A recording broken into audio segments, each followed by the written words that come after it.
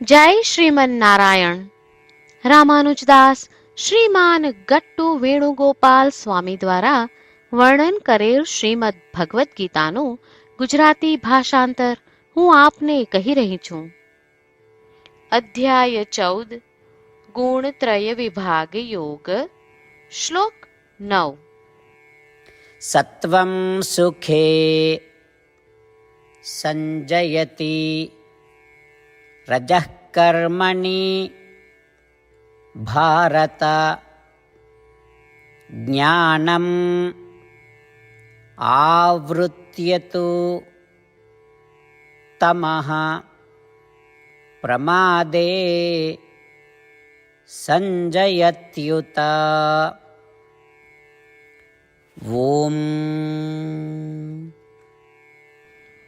ગીતાચાર્ય શ્રી કૃષ્ણ પરમાત્મા અર્જુન સાથે આપણને બધાને ગુણત્રય વિભાગ યોગ શીખવી રહ્યા છે. પરમાત્મા કહે છે, અર્જુન, સત્વગુણ સુખની ઈચ્છા ઉત્પન્ન કરે છે, જેનાથી ભૌતિક સુખોના પ્રતિ આસક્તિ થાય છે. રજોગુણ કર્મ કરવાની ઈચ્છાને ઉત્તેજિત કરે છે, પરિણામે કર્મ અને કાર્ય પ્રત્યે આસક્તિ થાય છે.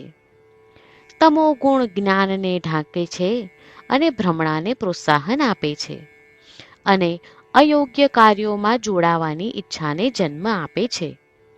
આ પ્રમાણે શ્રી કૃષ્ણ પરમાત્મા સ્પષ્ટ કરી રહ્યા છે કે સત્વગુણ, રજોગુણ અને તમોગુણ આપણી ઈચ્છાઓ અને આસક્તિઓને કેવી રીતે પ્રભાવિત કરે છે. આથી સત્વગુણ વિકસાવવા, રજોગુણ અને તમોગુણના પ્રભાવને નિયંત્રિત કરવા ચાલો આપણે આપણી સમગ્ર પ્રવૃત્તિઓ શ્રી કૃષ્ણ પરમાત્માની સેવા સ્વરૂપે અને શ્રીમન નારાયણના સાધન સ્વરૂપે કરીએ. શ્રી કૃષ્ણ પરમાત્માના ઉપદેશોનું મનન કરતા ચાલો આપણે શ્રીમન નારાયણને પ્રાપ્ત કરવાના ઉદ્દેશ્ય સાથે આપણા શરીરનો ઉપયોગ કરવાનો આરંભ કરીએ. શ્રીમન નારાયણનું શરણ લઈ શ્રી કૃષ્ણ પરમાત્માના શબ્દોનું આ શ્લોક સ્વરૂપે પુનરાવર્તન કરીએ.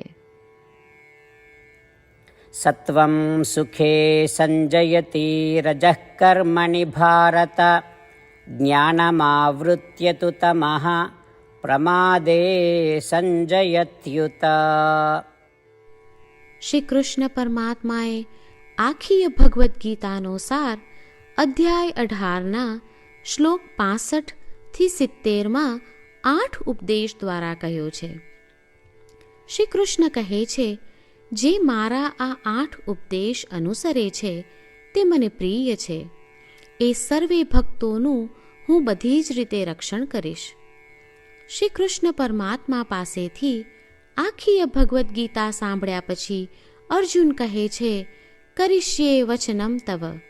એટલે, કૃષ્ણ, હું તમારી આજ્ઞાનું પાલન કરીશ, તમે કહો છો એમ કરીશ.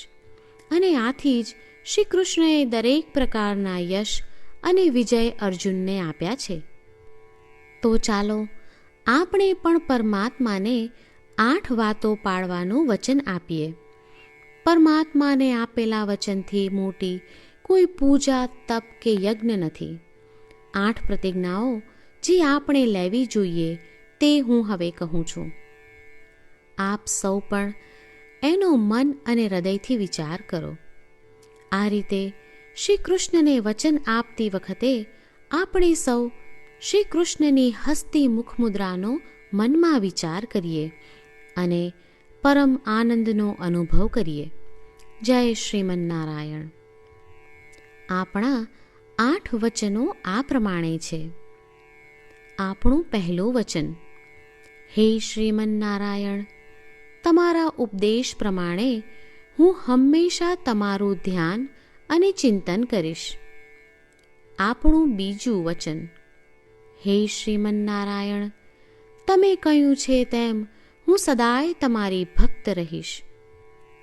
આપણું ત્રીજું વચન, હે શ્રીમન નારાયણ, હું મારા કર્મો તમને સંતોષ થાય તેમ અને તમારી સેવા માટે કરીશ.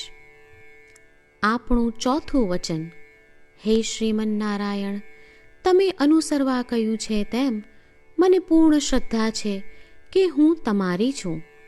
હું સદાય મારા હાથ જોડી તમને નમસ્કાર કરીશ, તમારી ભક્તિ કરીશ. આપણું 5મું વચન. હે શ્રીમન્નારાયણ, હું તમારા શબ્દો યાદ કરું છું. મામેકમ શરણમ વ્રજ. તમે તમારી શરણમાં આવવા કહ્યું છે. શ્રીમન્નારાયણ, હું માત્ર તમારા જ શરણમાં છું. આપણું 6થું વચન. હે શ્રીમન્નારાયણ, આપે કહ્યું છે મા શુચ. તમે અમને આશ્વાસન આપી શોક ન કરવા માટે કહ્યું છે, તો હું દુઃખી નહીં થાઉં, શોક નહીં કરું. આપણું 7મું વચન.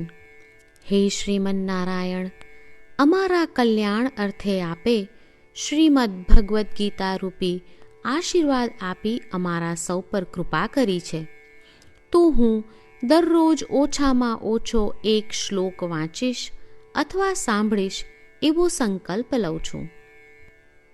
આપણું 8મું વચન. હે શ્રીમન્નારાયણ, હું ગીતાના દૈવી શબ્દો એ ભક્તો સુધી પહોંચાડવાનો પ્રયત્ન કરીશ જેઓ ગીતાથી અજાણ છે. હે શ્રીમન્નારાયણ, તમે કહ્યું છે તેમ કરીશ, તમે કહ્યું છે એમ વર્તીશ અને તમારા માટે જ કર્મ કરીશ. શ્રીમન્નારાયણને આપેલું વચન કે દરરોજ તમે કહ્યું છે એમ કરીશું, એ જ એક મહાન પૂજા છે.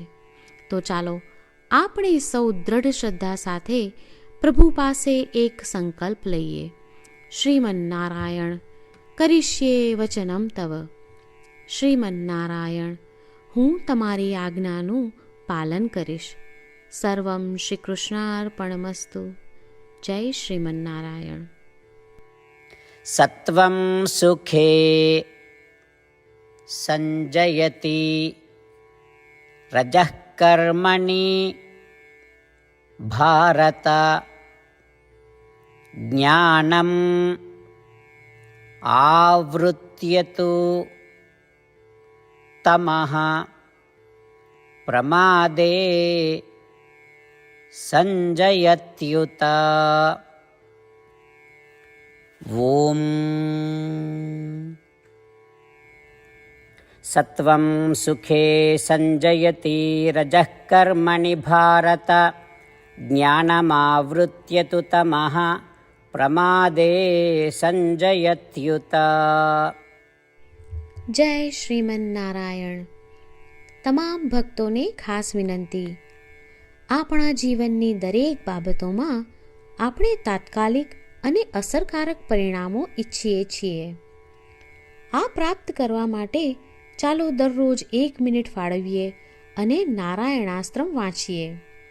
નારાયણાસ્ત્રમ મેળવવા માટે તેની વેબસાઇટ જે www.narayanaastram.org છે તેના પર જાઓ અને રજિસ્ટ્રેશનમાં તમારું નામ અને ઈમેલ આપો. તમે આપેલા ઈમેલ પર તમને નારાયણાસ્ત્રમ PDF પ્રાપ્ત થશે. PDFમાં રામાયણનો 1 શ્લોક, ગીતાનો 1 શ્લોક અને 1 વિષ્ણુ નામ છે. આ 3ને નારાયણાસ્ત્રમ કહેવામાં આવે છે. દરેક વ્યક્તિને આ શ્લોકોનું અલગ અલગ સંયોજન પ્રાપ્ત થાય છે. જ્યારે દરેક વ્યક્તિ 24,000 ભક્તો સાથે તેમના નારાયણાસ્ત્રમને દરરોજ વાંચે છે અથવા સાંભળે છે, ત્યારે સમગ્ર રામાયણનું 1 વાર પારાયણ, શ્રીમદ્ ભગવદ્ ગીતાનું 33 વાર પારાયણ અને વિષ્ણુ સહસ્ત્ર નામનું 24 વાર પારાયણ રોજ પૂર્ણ થાય છે. આ એક અદ્ભુત અને અસાધારણ પરિણામ છે. તેથી તમે અને તમારા પરિવારના સભ્યો તરત જ વેબસાઇટ પર જાઓ અને તમારું નારાયણાસ્ત્રમ મેળવો. જય શ્રીમન્નારાયણ.